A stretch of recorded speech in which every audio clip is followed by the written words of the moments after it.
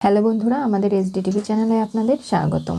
আমি দীপিকা চলে এসেছি আপনাদের জন্য অনুরাগের ছোঁয়া সিরিয়ালের আপডেট নিয়ে। দাদাই, আমি আর কখনো শুনতে পারবো না মায়ের গলাটা, বিশ্বাস কর। তোরা তো তাও কথা বলেছিস, আমি তো আর কোনোদিনও মাকে দেখতে পারা, কথা বলা তো দূরের কথা, কিছুই করতে পারবো না। যা কথা হয়েছে রূপার সাথেই, আমরা কেউ কথা বলিনি দাদাই। আমি শুধুমাত্র দাদু ভাইয়ের সঙ্গে কথা বলেছি, দিদিভাই আমার সঙ্গে কোনো কথাই বলেনি, কোনো কথা হয়নি। পুরোহিত মশাই এসে বলে বড় ছেলে যে সে আগে এই যাবে আর ছোট ছেলে পেছনে তাকে স্পর্শ করে 3বার ঘুরবে, এরপরেই শেষ কাজ করা হবে। তখনই লাবণ্যকে এই অবস্থায় দেখে মেনে নিতে পারছে না প্রবীর। বলছে, আমি লাবণ্যকে বাঁচাতে পারলাম না প্রতীক, এবার কি হবে? লাবণ্য আমাকে ছেড়ে সারা জীবনের মতো চলে গেল, আমাকে কেন সঙ্গে নিয়ে গেল না? দাদা, এই সমস্ত কথা বলো না। কেন বলবো না? দেখছিস লাবণ্যর কি অবস্থা। দীপার বারবার মনে পড়ে তার মায়ের কথা, যে দীপাকে কতই না ভালোবাসতো, সবসময় দীপার প্রশংসা করত, বলতো তোমাকে ভারী মিষ্টি লাগছে। এমনকি উর্মিকেও, 2 বউকেই খুব ভালোবেসে যত্নে আগলে রাখতো। এই সমস্ত স্মৃতি তাদের মনের মধ্যে ভেসে বেড়াচ্ছে। রূপা ভাবে, দিদিভাই তুমি চলে গিয়েও আমাদের সবাইকে এক করে দিলে, কিছুটা সময়ের জন্য হলেও কি দেখো কেমন আমার মা এবং কাকি এক হয়ে গেছে, আমার কাকাই আর আমার বাবা এক হয়েছে। সবাই যেন আমরা সারা জীবন এরকম একই থাকতে পারি। ভেবেছিলাম তুমি আসবে, কেউ না বুঝলেও তুমি আমাকে বুঝবে, তোমার পাশে আগলে রাখবে, কিন্তু না, সেটা আমি করতে পারলাম না।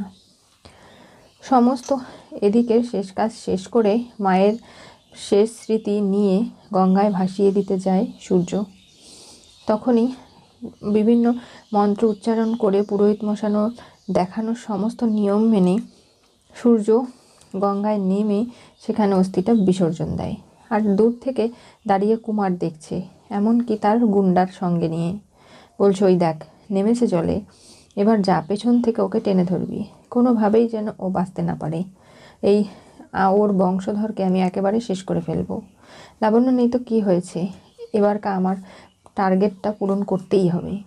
কুমারের কথা অনুযায়ী সেই লোকটি যায়, এসে পেছন দিয়ে গঙ্গায় নেমে পড়ে। সূর্য যখন সমস্ত নিয়ম মেনে ফিরে আসবে, তখনই হঠাৎ সূর্য পড়ে যায়, মা বলে চিৎকার করে ওঠে। সবাই তো অবাক হয়ে যায়। কি হলো ডাক্তারবাবু আপনার? আমাকে পেছন থেকে কিছু আঁকড়ে ধরেছে, আমি সামনে যেতে পারছি না, বাবাকে বাঁচাও কেউ। কি হয়েছে বাবা তোমার? এই বলে এগিয়ে যাচ্ছে সামনের দিকে, কিন্তু সোনারূপাকে কোনোভাবেই যেতে দেওয়া হয় না। কাকিয়া সোনাকে আটকে ধরে আর যেতে দেয় না রূপাকেও। বলে, না, সবাই মিলে একসঙ্গে গিয়ে বিপদে পড়লে হবে না, সামলা অনুজা পরিস্থিতি। দাদা দেখতে যায়, বলে, প্রতীক আমার ছেলেটা ভেসে যাচ্ছে, ওকে বাঁচাতে হবে, তুই সর, আমাকে ছেড়ে দে। না দাদা, তুমি যেও না, সেখানে গিয়ে কিচ্ছু করতে পারবে না তুমি, দাদার হাত তুমি একদম ছাড়বে না কিন্তু। আমি সাঁতার জানি না দাদাই, আমি দেখছি। হেল্প হেল্প বলে চিৎকার করতে লাগে সোনারূপা। এমনকি জয়ও এগিয়ে যায় তার দাদাইকে বাঁচানোর জন্য কাউকে ডেকে আনতে। দীপা ততক্ষণের ভরসা না করে নিজের স্বামীকে বাঁচাতে গঙ্গায় ঝাঁপ দেয়। এরপরে সাঁতার কেটে কেটে সূর্যকে খোঁজার চেষ্টা করছে, কিন্তু পারছে না। দীপা নামাতেই সোনারূপা আরও ভয় পেয়ে যায়, তাদের মা বাবা দুজনেই না হারিয়ে যায়। তখনই পুলিশ ডুবুরি নিয়ে এসে নামিয়ে দেয়। তার আগে দীপাই ধরে ফেলে সূর্যকে। এরপরে এদিক ওদিক চারিদিক খুঁজে সূর্যকে ভেসে যাওয়ার হাত থেকে রক্ষা করে, আর সূর্যকে জড়িয়ে ধরে। বলে, আপনি ঠিক আছেন তো ডাক্তারবাবু? কিছু হয়নি আপনার? না, এখানে বসুন বলছি, আপনি কোথাও যাবেন না। দীপা সূর্যর এই পরিস্থিতি কোনোভাবেই মেনে নিতে পারে না। এরপরে সূর্যকে নিয়ে সবাই মিলে হাসপাতালে চলে যায় চেক আপের জন্য। রূপা কিন্তু দূর থেকে দেখেছে ওই কুমারকে, যে ওই লোকটা, ওকে দেখেছি আমি, ও এসেছিল এখানে। কুমার সঙ্গে সঙ্গে সেখান থেকে পালিয়ে যায়, আর ভাবে এই মেয়েটা 2 দিন আগে চোখে দেখতো না, এখন চোখে সব কিছু দেখে, দূরবীনের থেকেও বেশি চোখ ওর। এই লাবণ্য রক্ত বীজ দেখলেই বোঝা যায়, সেই চোখ মুখ চাউনি সব কিছু। এই বাচ্চা মেয়েটা খুব চালাক, কাউকে ছাড়বো না। সূর্য, দীপা, এমনকি এই মেয়েটাকে, পুরো পরিবারটাকে শেষ করে দেব। লাবণ্যর বংশ রক্তবীজের, সেই বংশকে আমি ধ্বংস করব। আজকে হয়তো সূর্যকে শেষ করতে পারলাম না, দীপা সবসময় এই সেনগুপ্ত পরিবারে ঢাল হয়ে দাঁড়ায়, এই ঢালকেই আমাকে আগে শেষ করতে হবে, তাহলে এমনিতে আপনা আপনি সব কিছু ঠিক হয়ে যাবে। এ বলে কুমার সেখান থেকে পালিয়ে যায়। সূর্যকে হাসপাতালে এনে চেক আপের জন্য ডাক্তারের কাছে বসানো হয়েছে। ডাক্তার চেক আপ করে জানায় যে ওনার তো সব কিছুই আমি ঠিক দেখছি, নর্মাল, কোনো সমস্যা নেই, সব ঠিক হয়ে যাবে। কিন্তু এই সব কিছু কী করে হলো সূর্য? তোমার কি পা স্লিপ কেটেছিল? না। বললাম তো, পেছন থেকে কেউ আমাকে টেনে ধরেছিল। মা, আমি কুমারকে দেখেছি, আমার দেখতে ভুল হয়নি। ওই ছিল ওখানে এবং বাবাকে শেষ করার জন্য এসেছিল। নিশ্চয়ই ওর ভাড়া করা গুন্ডারা কেউ হবে। রূপা, এসব কি বলছিস? আমার সবটা গুলিয়ে যাচ্ছে। কুমার তো জেলে, ও যদি জেল থেকে বেরিয়ে যেত আমরা কি খবর পেতাম না? পুলিশ অবশ্যই আমাদের খবর জানাতো, আমরা জানতেও পারতাম। সূর্যর তখনই মনে পড়ে যে কুমার তো অনেক দিন আগে জেল থেকে পালিয়েছে। পরিবারের কাউকে সূর্য জানায়নি। পুলিশ তাকে বলেছিল পরিবারের কাছ থেকে সে আড়াল করেছে। তুই চিন্তা করিস না, আমি সব কিছু ঠিক করে দেব। ডাক্তারবাবু, আপনি বলুন তো, এখন আপনার ভালো লাগছে তো? হ্যাঁ। আপনি চিন্তা করবেন না, কিচ্ছু হবে না। আর দেখো না, দীপা তো সূর্যকে বাঁচিয়ে নিল, আমি লাবণ্যকে কেন বাঁচাতে পারলাম না? প্রতীক, আমাকে বল সেটা। লাবণ্য এরকম আমাকে ছেড়ে একলা করে চলে গেল, আমি কিভাবে থাকবো লাবণ্যকে ছেড়েও? তো আমাকে নিয়ে যেতে পারতো। দাদা, আপনি এই সমস্ত কথা আর বলবেন না। কি যে বলছেন না। চলুন, আপনাকে নিয়ে আমরা বাড়ি যাই। আর দীপা, তুমি সূর্যকে নিয়ে সোনা রূপাকে নিয়ে বাড়ি ফিরে এসো। হ্যাঁ, আমরা আগে চলে যাচ্ছি। সবাই চলে যায়। দীপা ভাবে, এই অশান্তি কি কোনোদিনও শেষ হবে না?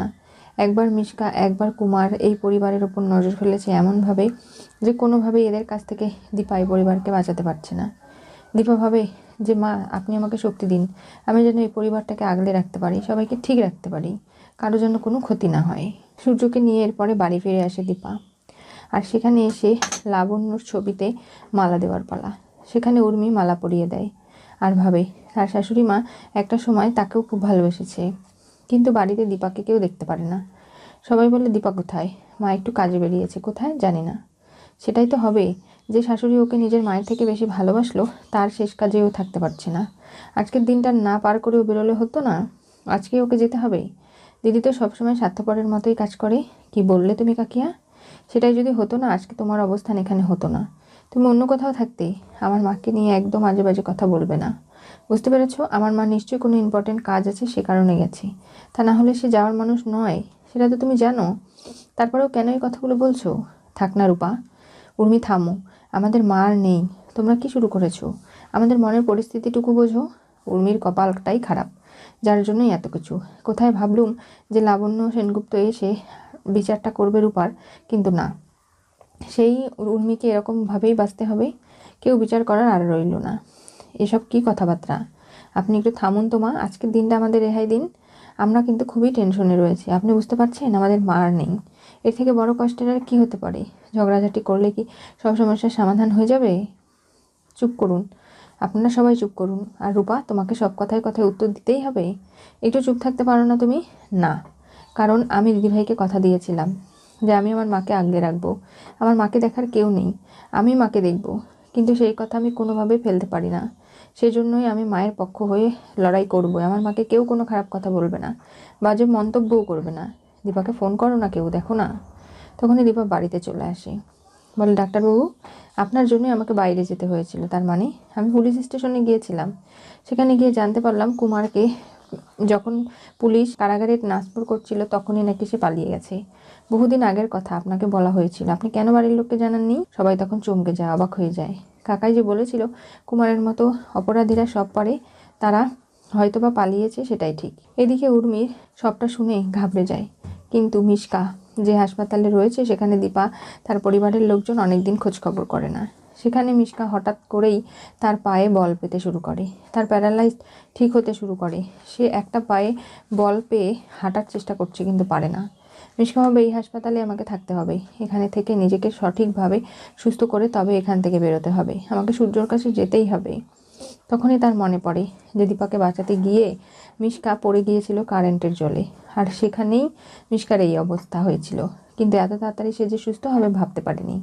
এখন তাকে প্রতিশোধ পরায়ণ হয়ে উঠতে হবে, যেভাবেই হোক না কেন দীপা এবং তার পরিবারকে শেষ করতে হবে।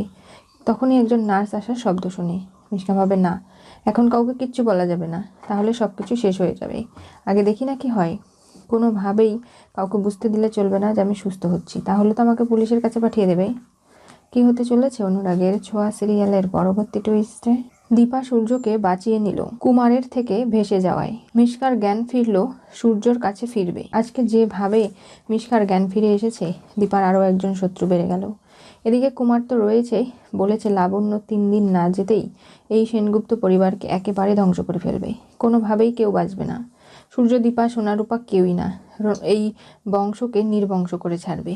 তার মধ্যে দীপা পরিবারের সবার কাছে জানালো কুমার অনেকদিন আগেই পালিয়েছে থানা থেকে, পুলিশের হেফাজত থেকে। কিন্তু সূর্য জেনেও কাউকে বলেনি। এরপরে কি ঘটবে জানতে চোখ রাখতে হবে আমাদের চ্যানেলে। পাশে থাকা বেল আইকনটি অবশ্যই করে ক্লিক করুন।